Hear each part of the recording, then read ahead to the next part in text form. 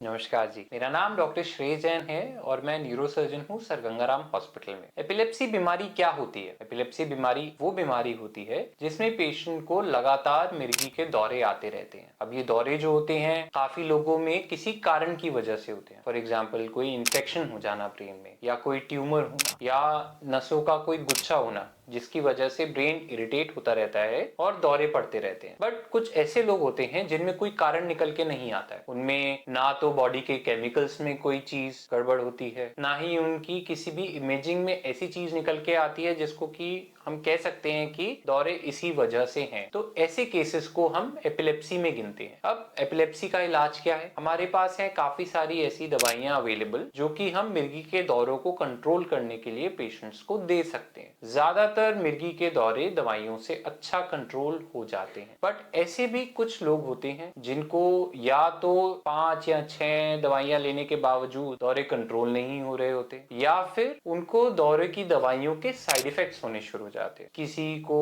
Behavioural changes आने लगते हैं, किसी को नींद आती रहती है, कुछ ऐसे लोग होते हैं जो ठीक से बोल नहीं पाते, या उनका लिवर पे इफेक्ट आना शुरू हो जाता है। तो ये सारे कॉम्प्लिकेशंस होते हैं या साइड इफेक्ट्स होते हैं इन्हीं दवाइयों के। तो क्या ऐसे पेशेंट्स के लिए कोई इलाज नहीं है? ऐसा नहीं, ऐसे पेशेंट्स के लिए इलाज है और उसे हम एपिलेप्सी सर्जरी बोलते हैं। एपिलेप्सी सर्जरी ऐसे पेशेंट्स में करी जाती है जिनको एपिलेप्सी है और जिनका एपिलेप्सी किसी भी दवाई से कंट्रोल नहीं हो रहा है, या उनको दवाइयों के साइड इफेक्ट्स बहुत ज्यादा आने लगे। पर हर पेशेंट में एपिलेप्सी सर्जरी नहीं करी जा सकती। उसके लिए हमें एक प्रॉपर वर्कअप करना पड़ता है। इसमें एक एमआरआई होता है, फिर हम ईईजी कराते हैं। ईईजी में हम ये देखते हैं कि ऐसा कौन सा एरिया है ब्रेन का जहां से बार बार इलेक्ट्रिकल एक्टिविटी गड़बड़ा रही है। कई बार ऐसे पेशेंट्स होते हैं जिनमें एक पर्टिकुलर एरिया निकल के आता है, तो हमें पता है कि अगर हम इस एरिया की सर्जरी करते हैं तो दौरे बंद हो सकते हैं। फिर हमें वीडियो ईईजी करना होता है, ये देखने के लिए कि जब दौरा पड़ रहा है उस समय पे पेशेंट के साथ क्या होता है। फिर हम साइकोलॉजिकल टेस्टिंग करते हैं, फिर हम कॉग्निटिव टेस्टिंग करते हैं।